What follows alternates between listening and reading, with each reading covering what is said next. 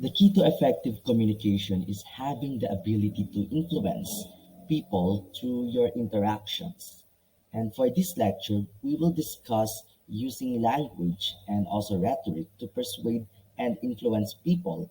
Or, in other words, we use communication and rhetoric and rhetorical styles in order uh, to influence, to get to come up with a decision or a resolution. So we will try to look at the agenda first. So our first agenda is to explain the importance of rhetoric in communication. Next is to discuss the elements of a rhetorical situation. And finally, to examine the use of rhetoric in the discourse around social issues. So here we need to establish first that rhetoric is the art of persuasion, and it involves the deliberate use of language to influence thoughts, feelings, and actions. So, why do we study rhetoric? We study rhetoric because it helps us to create better and effective arguments.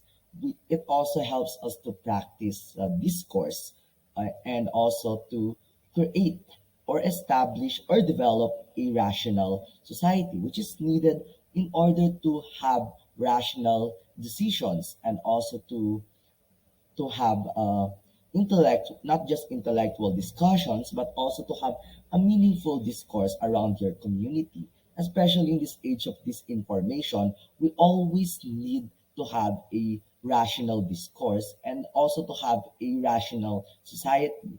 And if we continue to have an irrational society, we will continue to vote people who are incompetent.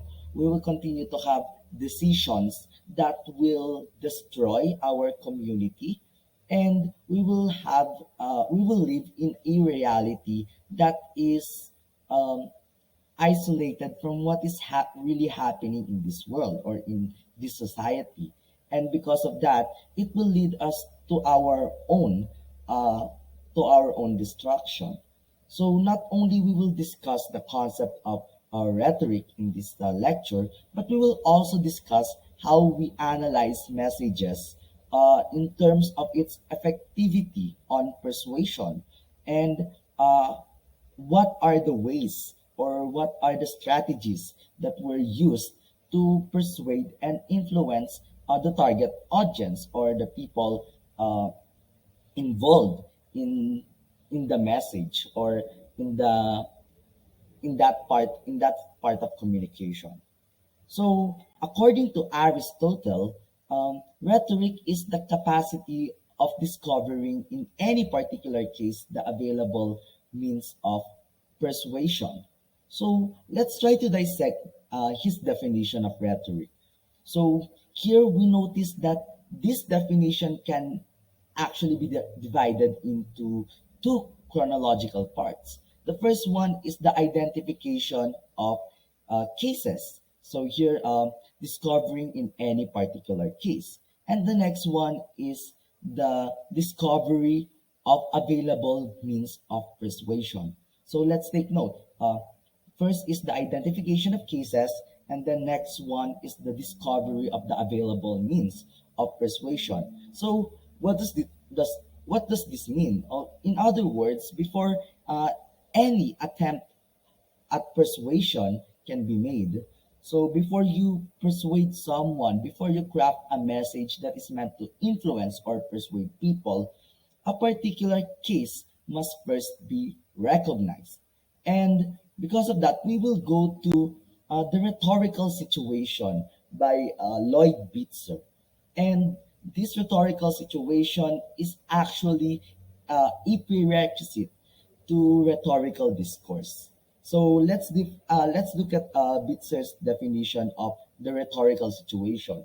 So a rhetorical situation is a complex of persons, events, objects, and relations presenting as actual or potential exigence, which can be completely or partially removed if discourse introduced into the situation can so constrain human decision or action as to bring about significant modification of the exigence. So it's basically what Bitzer is saying here is that a rhetorical situation uh, needs to have these following aspects.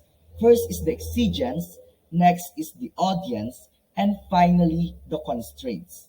So we need to take note here that not every situation can be rhetorical. And for it to be a rhetorical situation, it needs to have the exigence, the audience, and the constraints. So let's try to look at those three one by one. So exigence is actually an imperfection or a defect, an obstacle, or an unaccomplished task, or something that is other than it should be. That's from Bitzer himself. And in other words, exigence is a problem that can be changed or influenced. It is what motivates a rhetor or the one who crafts the message to argue in the first place. So why does the rhetor need to make this point? Why does the rhetor need to craft this kind of message? Why does the rhetor need to persuade people? And that is the exigence. It is something that motivates the rhetor to create an argument, to create a message, to craft a message that is meant to influence or persuade people to come up to a a particular decision or to come up with a particular action. So, why does the another question that can be asked when when identifying an exigence is why does the rhetor need to make this point? And what will this argument do for the world? So here, Bitzer sees exigence as an imperfect situation. It's something that can be developed. It is a situation that can be changed or it can be influenced. It can be some, uh, it is something that needs action from certain uh, from a certain audience. So it is also something that is waiting to be done. Next is the audience. The audience are persons who are capable of being influenced by discourse and of being mediators of change. You, from this definition, we can see that there are two types of audience. First are the ones who are capable of being influenced by discourse, and the next one are the mediators of change. We can see here that some of the audience uh, are not the target audience. Some of the audience are simply random hearers of the message, but they can also be influenced. They can also be led to uh, a certain type of decision or a certain type of action. And there are audience that are meant uh, to hear or to see that kind of message. The rhetor or what we call the target audience. These are the audience that is required to do something about it upon hearing it or upon seeing it. So actually, when we talk about audience, you are not necessarily a member of a rhetorical audience merely because you heard a rhetorical appeal. So uh, we look at rhetoric here as an act, not just an act of persuasion, but as an act of unintentional persuasion. Here, not because not merely because you heard this message, that doesn't mean that you have to act upon it. There's actually a target audience. So here you need to you need to define your target audience when you try to persuade people or when you try to craft an when you try to craft a message to influence people. But at the same time, there are also audiences that can also hear your your message. There are also audiences that is not required to do an action but can hear about them, but they are not necessarily be considered or classified as a rhetorical audience. And finally, we have the constraints. Constraints are people, events, objects, and relations that have the power to influence the decisions and actions of the audience in order to modify or change or influence the exigence. So, when we talk about constraints, there are many forces that can act on a given exigence at any point in time. So, constraints may be thought of boundaries. So, basically, they are actually boundaries or which cover or which define the scope of the rhetorical situation, and they may be thought as boundaries within which rhetoric is both created and also advanced or developed. So these constraints can also be generally classified into two. The first one can be those originated or managed by the speaker. So uh, they are in control, or they are also manipulated or um, or managed by the speaker or by the one who crafted the message. And the other one is the are the constraints that arise out of the situation. These are external factors that may affect the the message, or that may affect the rhetorical situation. And these are and some of these constraints cannot be controlled by the rhetoric itself. And these also affect the message, the crafting of the message, the effectivity of the message, and even the rhetorical situation itself. So, so when we go back to Aristotle's definition of rhetoric, in order to create or in order to craft a message that can persuade people, we need to look at the context first. We need to look at the motivation behind your message. So every message. So when we look at that, when we look at in that perspective, we can see that every message that we make, every everything that we say uh, may not be considered rhetoric, but when we have the intention to influence people or even to persuade people, we will also look at the motivation behind that. Why are we trying to motivate that person? Why are we trying to persuade or influence the person or that group? And because of that, we will look at the exigence. We will look at the which type of audience are we going to consider, and what are the constraints or the boundaries that we need to consider when before we craft the message. Now, how do we craft a message? We will try to look at the perspective or through the lens of political rhetoric. So, according to Condor and their colleagues, political rhetoric is mostly concerned with strategies used in constructing persuasive messages in debates and disputes. And that is why at uh, we are trying to look at persuading I we are trying to look at crafting messages in the lens of political rhetoric, because it is actually designed to construct persuasive messages. It is actually designed to create arguments, and also to create a debate or to debate argument, to debunk and even to dispute, and even to improve those arguments that we make. And actually, if we look at the context of rhetoric in the Western classical period, rhetoric was actually used for political purposes. It was used in argumentation and debate, particularly on setting up policies and also creating a democratic society during that time.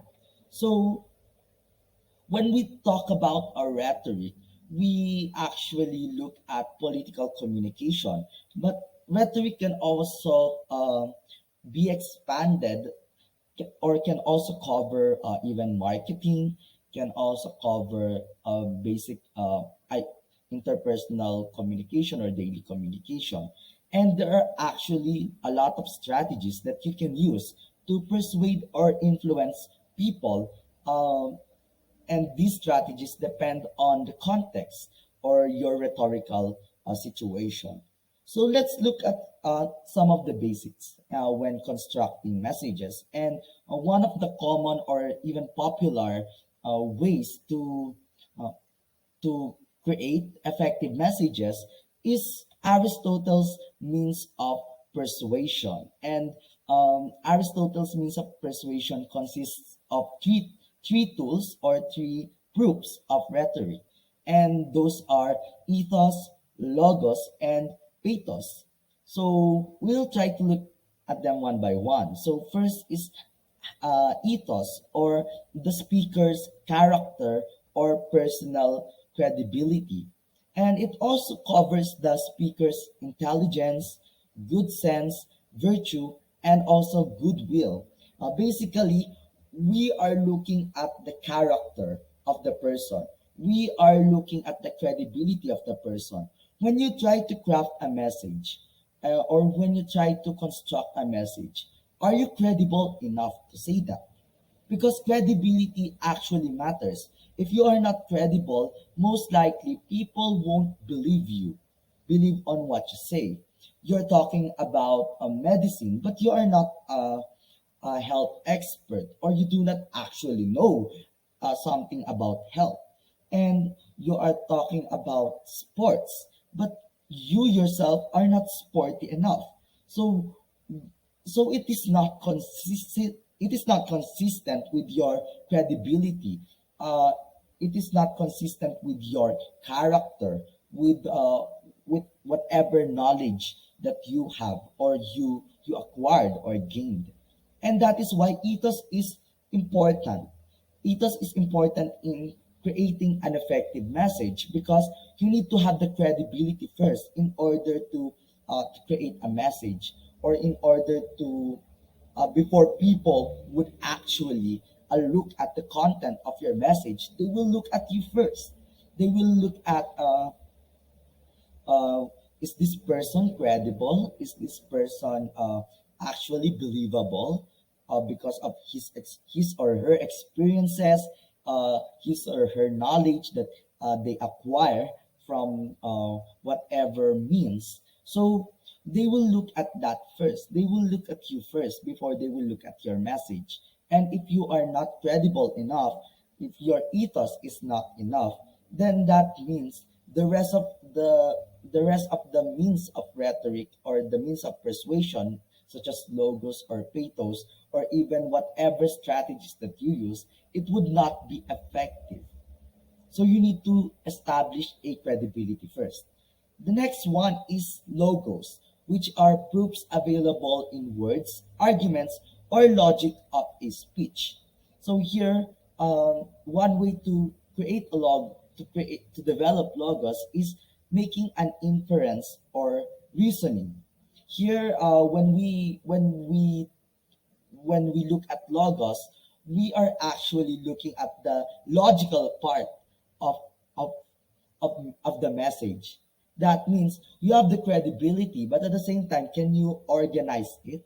Can you make it concise?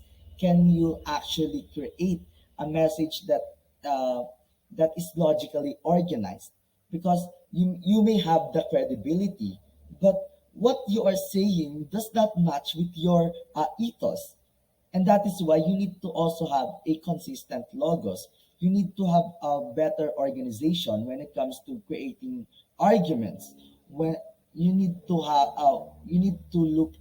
connect the dots when creating uh, your argument, when crafting your message, and it should be related to your credibility. It should be related to the knowledge that you have. and it should also match with not just how you organize your thoughts or your arguments, but also how knowledgeable you are when it comes to creating those arguments. That means uh, you first have the heart, which is the ethos, then you have the mind, which is the logos, and finally you have the pathos, or making an affective or emotional appeals. Here you are trying to put the audience to the right frame of mind. And how do you do that? You appeal to the emotions of the people. That means you are not just making messages that proves your credibility, or even to show the content or the knowledge behind your arguments, but you are also trying to touch the hearts of the people, to touch um, the emotions of the people, because people are emotional beings as well, and we also react to emotions whenever we try to associate something with our emotions. The most likely we will remember um, that that message or that content, and at the same time it will also help us to be more persuaded. And actually, if you look at the past elections, or even in our in the elections during the history, or even how our fellow Filipinos craft their messages through different kinds of content, you will actually see that they are investing more in touching the emotions of the people. They're actually investing more on creating effective emotional appeals. And even though their content is not logical, or even though their content does not match their credibility, they are actually effective, because we are highly emotional beings, and we are actually persuaded uh, through those emotional appeals. So, um, if you ask what is the most effective of these three, actually the key to an effective message is to have all three means of persuasion. Why? Because you may have the ability to create an appeal to the emotions of the people. You may have the background, but if you do not have the other two, or the other if you do not have all three, then that means your message will not be as effective, or will not be able to reach your target audience, or will not be able to capture the rhetorical situation or the motivation behind your message. And that means you won't be able to create an effective message. And when we talk about an effective message, that means you would be able to influence, you would be able to uh, to persuade the audience. And for that, you need to have those three. You need to have the credibility. You need to have the appeal to the emotions. You also need to have the right organization of logic. You need to have the knowledge in order to create uh, the message for persuading, or for influencing the target audience. And actually, of these three means or proofs of persuasion, you need to have the. I also see this not just one separate entity, but it's also a process. You need to develop your ethos first. It is actually the most important and fundamental to develop and use. Because if you do not have the ethos, then you cannot actually develop the right logos, or even the right pathos. So here we may use logic, or even use emotions to persuade people, but a balance is needed for an effective message. And not only we have an ethical appeal, uh, and not only an ethical appeal provides a balance, but it also validates the logos of the message. It also validates your pathos. So it needs to have a process. You need to start with your ethos first, and then with logos, and then finally to pathos. They won't be able to capture your emotional appeal if you are if you do not show your sincerity and trustworthiness through your ethos, or you do not show the coherence and at the same time the organization of your knowledge, the knowledge behind your message through the logos. And because of that, and because of the importance of ethos, what are actually ways on developing ethos? So we look at we look back on Condor and their colleagues, and there are actually four ways, according to them, in developing ethos. First one is taking and avoiding sides. And this is actually important because not only it cements your influence to a particular audience, but it also provides a focus to your arguments and also your credibility. And next one is uh, finding commonality or explicit appeals to common in-group membership. And one way to appeal to diverse audiences is by finding or establishing a commonality among them. And this is what they refer to it as a single rhetorical identity. And the more that we find uh, a common ground to our audience, to our target audience, the more that our message is, uh, the more that our message will be closer to them. The more that the message is closer to them, the more that it will create an appeal, or the more it will persuade the audience. The third one is constructing aspirational identities. And this is actually helping them to envision what are they going to do, what are they planning to do as a group or as an audience or together as speaker and audience. What are you trying to envision yourselves to be? So here, by constructing future identities of audience members as more empowered and privileged members of the society, the speaker aims to rally the public towards an achievable change. The more we help our audience to envision, the more that we empower our audience to create change, or to do a particular action, the more that we would be able to uh, to to reach our objective, the more that we would be able to influence people, and at the same time, the more that we would be able to achieve the change that we want. And finally, the implicit displays of rhetorical alignment.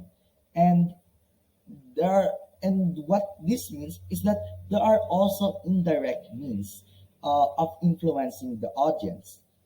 It can be your clothing, it can be the use of your body gestures, it is or the use of, of words, and choosing the right words, such as we can use we and us when we try to speak, or when we try to craft our messages.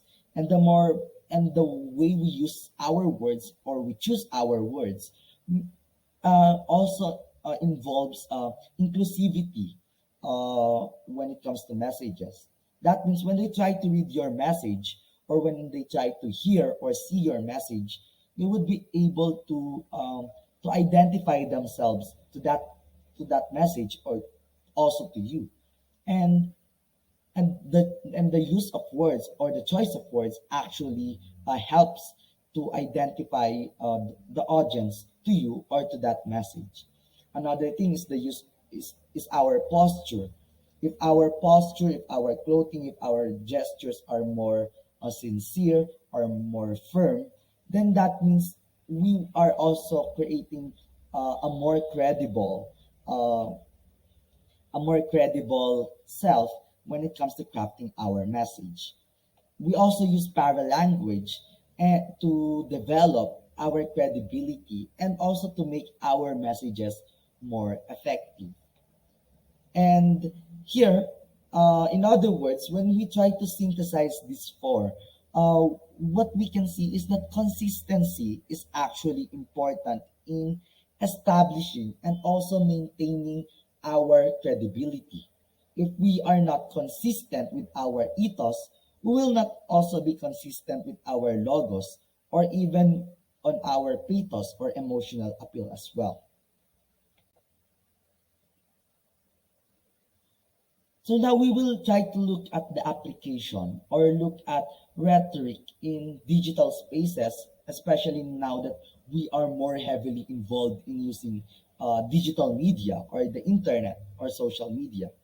So according to Zappen, not only persuasion for the purpose of moving audiences to action or belief, but also self-expression for the purpose of exploring individual and group identities, and participation and creative uh, collaboration for the purpose of building communities of shared interest. So here, digital rhetoric is actually relevant when it comes to creating our identity, when constructing our identity, and also expressing ourselves. But here we are looking at some factors or characteristics when it comes to rhetoric in digital spaces. And those are speed, reach, anonymity, and interactivity. So here, when it comes to digital communication or even digital rhetoric, speed is important. The more that uh, the faster we spread, or the faster that we share our messages or our content, the more that it will reach that our target audience, or the more that our voice will be heard.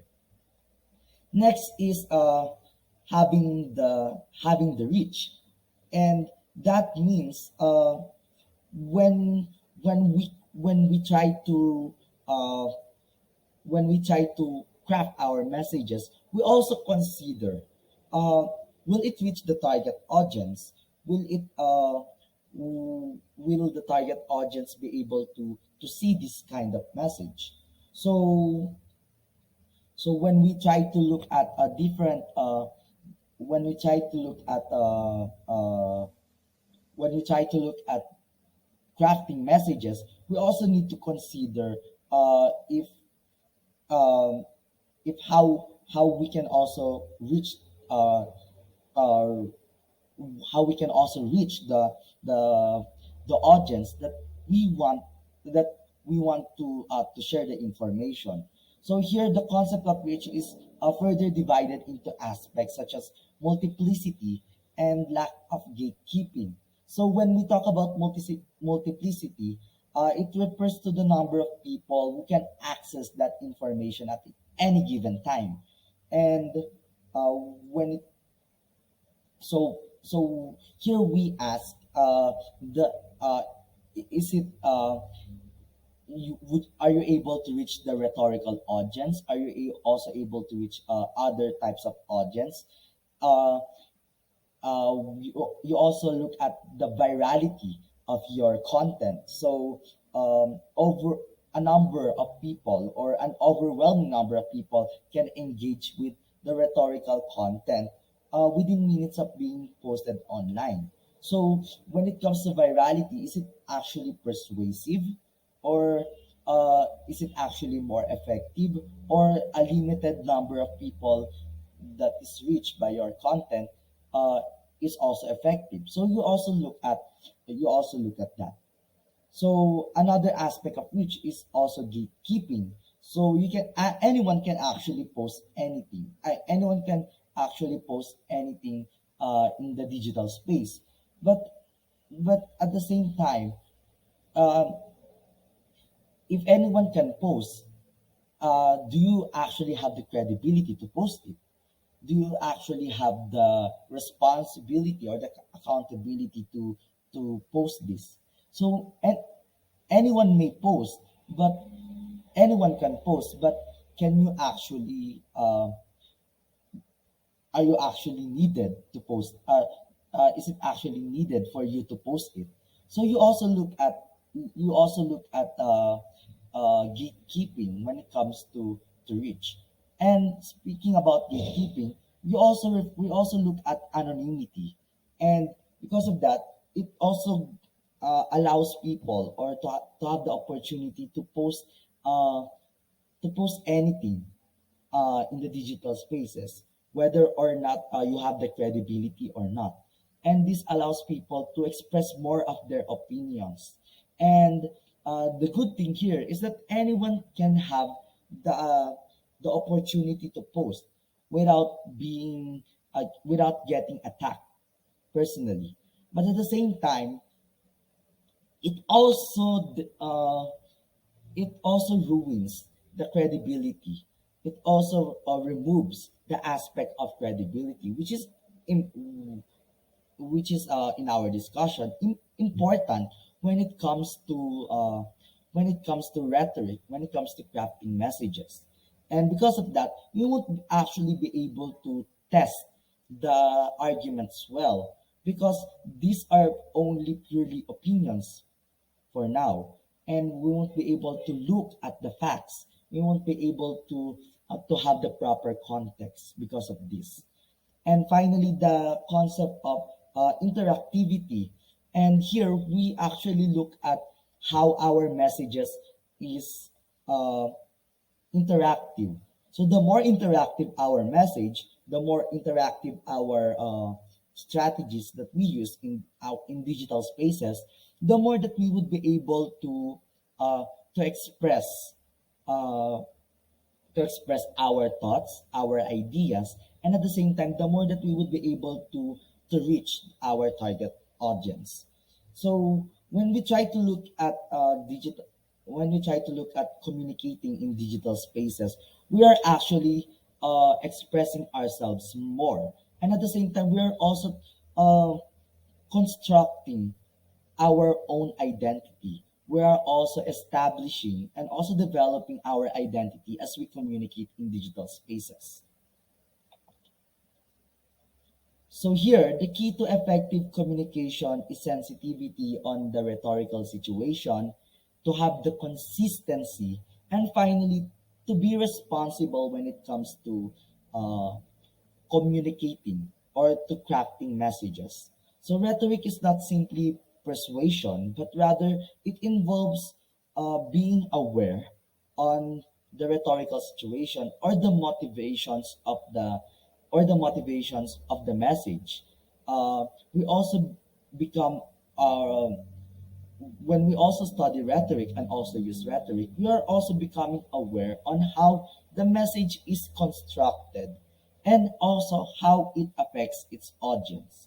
And that is why we need to be consistent when it comes to establishing our credibility, when it comes to organizing our thoughts, when it comes to looking at the motivations, and finally also using our bodies to create emotional appeals.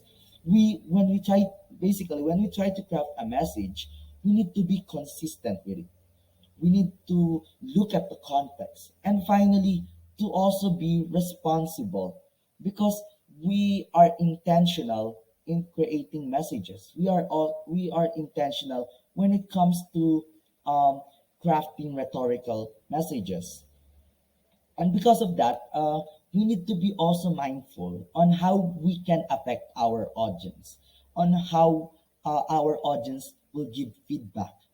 And whatever the feedback our audience will give, we have a responsibility to act upon it.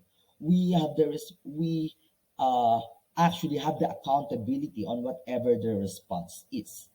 So if our message is about hate, or our message is rooted and is designed to sh- to sow hatred, then that means the response of the audience will also be hatred. And whatever the whatever action the audience will do uh, is because of what we have intended to do, or it's because of our message that we create or we crafted, whether it's hatred or whether it's about love, whether it's about helping each other, or caring about one another. Whatever that is, whatever our intention is, whatever the context is, and whatever we show consistency, uh, what that means the audience will also do it. And we are responsible for that. And here, we also look at the effectivity of the message. And effective communicators, rhetors, and messages are always and should be consistent and responsible.